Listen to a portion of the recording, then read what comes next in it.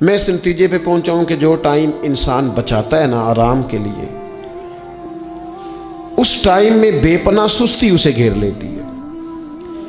ہم چھوٹے ہوتے تھے بچپن میں، اسکول سے ایک چھٹی کرتے تھے پھر دوسری کرنے کو بھی دل کرتا تھا، دوسری کرتے تھے پھر تیسری کرنے کو بھی دل کرتا تھا۔ گاڑی اسی کا نام ہے جو چلتی رہے، ڈیوٹی اسی کا نام ہے جو ہمیشہ کی جائے۔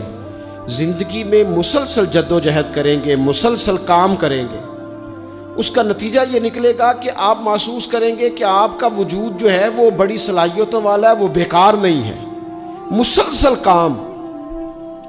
آپ انبیاء کرام علیہ السلام کی زندگی دیکھیں، صحابہ کی زندگیاں دیکھیں، اہل بیت کی دیکھیں، اولیاء اللہ کی دیکھیں، بزرگان دین کی دیکھیں، آپ دیکھیں کہ انہوں نے کام کتنا بڑا کیا ہے۔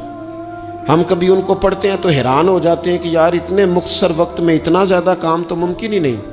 اعلیٰ حضرت رحمۃ اللہ علیہ نے 1000 کتاب لکھ دی، امام بخاری نے پوری دنیا میں گھوم کر احادیث جمع کر کے ایک جگہ پہ اکٹھی کر دی، اور پھر اصول وضع کر دیے حدیث پاک کے کہ حدیث کس طرح قبول کی جائے گی، پھر اس میں فرق کر دیا کہ صحیح کون سی ہے، متواتر کون سی ہے، حسن کون سی ہے، ضعیف کون سی ہے، موضوع ہو تو پھر اس کے قاعدے کیا ہیں۔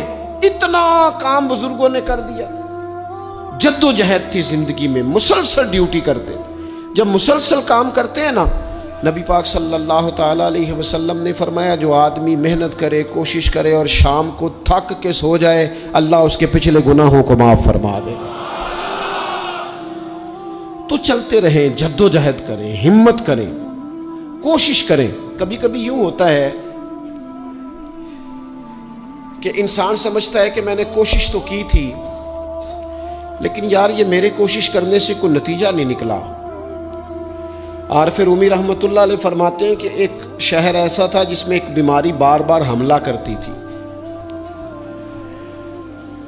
تو 3-4 پہاڑیاں ایک دوسرے کے اوپر تھیں، اکٹھے پہاڑ بنے ہوئے تھے، اس کے اوپر وہ جڑی بوٹی تھی جس سے اس بیماری کا علاج ہوتا تھا۔ تو کئی حکیموں نے بتایا کہ اگر وہ جڑی بوٹی حاصل کر لی جائے تو تمہارے شہر کے لوگ صحت یاب ہو سکتے ہیں، پر وہ 4 پہاڑیاں اوپر نیچے، اور پھر ڈھلان بڑی سیدھی تھی، جو پیر رکھتا پھسل جاتا، کوئی جرت ہی نہ کرتا اوپر جانے کی، لیکن لوگ بیمار تھے، تکلیف میں تھے۔ بالآخر ایک شخص نے ارادہ کیا کہ کب تک لوگوں کو بیماری سے سسکتے، تڑپتے، مرتے دیکھتا رہوں گا۔ اس نے کلاڑا اٹھایا، ہتھوڑا اٹھایا، پہاڑ کاٹنا شروع کیا کہ میں سیڑھیاں بناؤں گا اوپر جانے کے لیے۔ فرماتے ہیں کہ وہ پہاڑ کاٹ رہا تھا تو جو قریب آتے تھے نا، وہ اسے کہتے تھے پاگل ہو گیا تو اکیلا بندہ کیسے پہاڑ کاٹے گا، بیوقوف ہے، چھوڑ دے۔ اس نے کہا یار تم ساتھ نہیں چل سکتے تو حوصلہ شکنی تو نہ کرو، مجھے کچھ کرنے تو دو۔ سالوں لگ گئے، ایک پہاڑ کاٹ کے سیڑھیاں بنائی اس نے، پھر دوسرا پہاڑ شروع کیا، پھر سالوں لگ گئے، اور 2 پہاڑ کاٹے تھے، بڑھاپا آ گیا، بیمار ہو گیا، موت کا وقت آ گیا۔ اب چونکہ سیڑھیاں بن گئی تھی تو 2 پہاڑ کٹ گئے تھے، وہاں تک لوگ آنے جانے لگے تھے۔ این اس وقت جب وہ دنیا سے جا رہا تھا، پھر بھی کچھ لوگ حوصلہ شکنی کر رہے تھے، اسے کہہ رہے تھے خدا کے بندے کیا نتیجہ نکلا۔ کچھ لوگوں کی ڈیوٹی ہوتی ہے اپوزیشن کا کردار ادا کرنا، وہ ہر موقع پر حوصلہ شکنی کرتے۔ اب اس پر آخری وقت آ گیا ہے، باوجود اس کے کچھ لوگوں نے جا کے کہا کیا نتیجہ نکلا جی، تیرے اوپر موت کا وقت آ گیا ہے، تو اوپر تک تو جا نہیں سکا، فائدہ کیا ہوا؟ وہ کہنے لگا بیوقوفو تمہیں پتہ ہی نہیں میں کامیاب ہو کے جا رہا ہوں۔ انہوں نے کہا کس طرح؟ کہنے لگا میں نے آدھا سفر آسان کر دیا ہے، اب جو میرے بعد آئے گا نا اسے 0 سے نہیں شروع کرنا پڑے گا، میں نے آدھا سفر اس کے لیے آسان کر دیا۔ وہ تیسرے پہاڑ سے شروع کرے گا، 2 کاٹے گا تو جڑی بوٹی تک پہنچ جائے گا، لوگوں کو شفا ہونے لگے گی اللہ کے فضل سے۔ ہم پتہ کیا کرتے ہیں، بالخصوص میرے وطن کا رواج یہ ہے کہ لوگ آدھا سفر بھی آسان کرنے کو تیار نہیں، وہ کہتے نہیں سارا ہی فلانا کرے گا۔ جتنے انبیاء دنیا میں آئے نا میرے دوستو، وہ سارے کامیاب گئے، لیکن کسی کے ساتھ 4 امتی، کسی کے ساتھ 10، کسی کے ساتھ 100، کسی کے ساتھ 200، لیکن نبی کامیاب گئے۔ کیوں؟ کہ اللہ تعالیٰ نے جو ان کے ذمے ڈیوٹی لگائی تھی وہ ڈیوٹی انہوں نے پوری ذمہ داری سے سر انجام دی ہے۔ اس ڈیوٹی میں انہوں نے کبھی کوئی کمی دکھائی تو اپنی زندگی میں جد و جہد کریں، کام کریں، بیٹھ کر صرف بات نہ کریں، تنقید نہ کریں، بیٹھ کر صرف منصوبہ بندی نہ کریں۔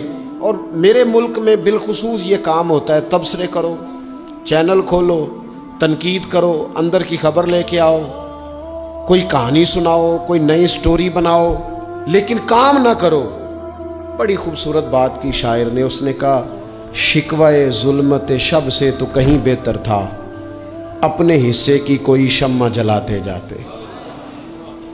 لوگ تعلیم نہیں حاصل کر رہے تو بھئی آپ ایک بچے کا خرچ اٹھا لیں، کسی غریب کا آپ اسے پڑھا دیں، ایک بندہ تو آپ کی وجہ سے تعلیم یافتہ ہو جائے۔ لوگوں کو کھانا نہیں مل رہا، بھوکوں مر گئے لوگ، حکومتیں کچھ نہیں کر رہی، آپ 10 بندوں کی ذمہ داری اٹھا لیں، آپ غریبوں کو دیکھ لیں، 10 لوگوں کے گھر میں آپ کھانا پہنچانا شروع کریں۔ اور یہ ہوتا رہا ہے، لوگ یہ کام کرتے رہے، یہ ڈیوٹیاں ہمارے بزرگوں نے سر انجام دی ہیں، 2 کر کے، 4 کر کے، 6 کر کے انہوں نے کام کیا ہے۔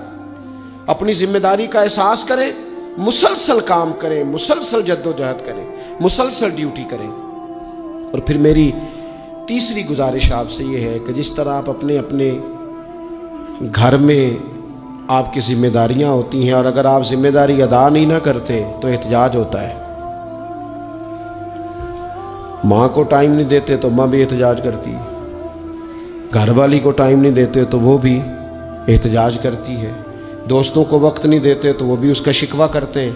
تو آپ کے ذمے جتنی بھی ذمہ داریاں ہیں، آپ پڑھاتے ہیں، کلاس میں وقت پہ نہیں آتے تو اس کا اظہار کیا جاتا ہے۔ ہم نے اپنے ذمے جو ذمہ داریاں لی ہیں پوری کرتے ہیں۔ میں آج آپ کو یہ پیغام دینا چاہتا ہوں کہ ایک ڈیوٹی دین کی بھی اپنے ذمے لیں، ایک ڈیوٹی، ایک کام اپنے ذمے لے لیں۔ آپ اپنے علاقے کی مسجد میں جھاڑو دینے کی ڈیوٹی لے لیں،